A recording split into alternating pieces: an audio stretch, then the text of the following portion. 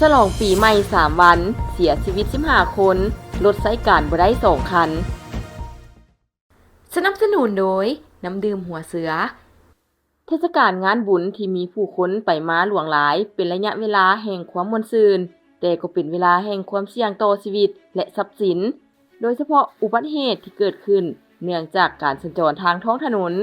การออกจากบ้านเฮือนพร้อมกันหลายๆคนกินดื่มแล้วขับรถฟ้าฟังขับไวดังนี้เป็นต้นตามข้อมูลรายงานจากแผนกสืบสวนสอบสวนคดีอุบัติเหตุกรมตำรวจจราจรกรมใหญ่ตำรวจกระทรวงป้องกันความสงบให้รู้ว่าในระยะการเฉลิมฉลองบุญปีใหม่ลาวพ.ศ. 2568ทั่วประเทศมีอุบัติเหตุเกิดขึ้น169รายและมีผู้เสียชีวิต15คนคือวันที่14เมษายน2025เกิดขึ้น62รายมีพาหนะเปเพ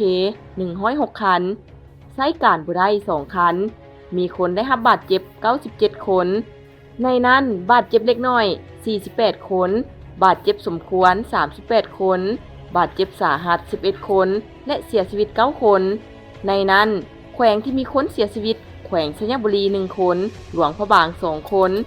บริคำไซ2คนแขวงเวียงจันทน์1คน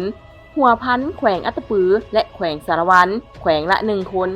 วันที่15เมษายน2025อุบัติเหตุเกิดขึ้นทั้งหมด63รายมีพาหนะเปเพ109คันใช้การบ่ได้2คันมีคนได้รับบาดเจ็บ116คนในนั้นบาดเจ็บเล็กน้อย55คนบาดเจ็บสมควร49คนบาดเจ็บสาหัส12คนและเสียชีวิต5คนแขวงที่มีผู้เสียชีวิตมีแขวงเวียงจันทน์2คนแขวงสวรรณเขต2คนและแขวงอุดมไซ1คนวันที่16เมษายน2025เกิดขึ้นทั้งหมด44รายมีพาหนะเปเพ75คันใช้การบ่ได้1คันมีคนได้รับบาดเจ็บ89คนในนั้นบาดเจ็บเล็กน้อย47คนบาดเจ็บสมควร31คนบาดเจ็บสาหัส11คนและเสียชีวิต1คนอยู่นครหลวงเวียงจันทน์แนวใดก็ดีแต่นี้หาวันที่20ยังแม่นมื้อที่มีการเดินทางกลับบ้านกับซองและกลับจากบ้านเกิดเมืองนอนไปยังบ่อนเฮ็ดเวียกเป็นจำนวนหลายขอให้ทุกคนขับขี่อย่างมีสติบ่ไว้จนเกินไปการแล่นซ่าถึงจะไปฮอดซ่าแต่ก็มีความปลอดภัยกว่าสำคัญคือเมาบ่ขับให้เกียรติซึ่งกันและกัน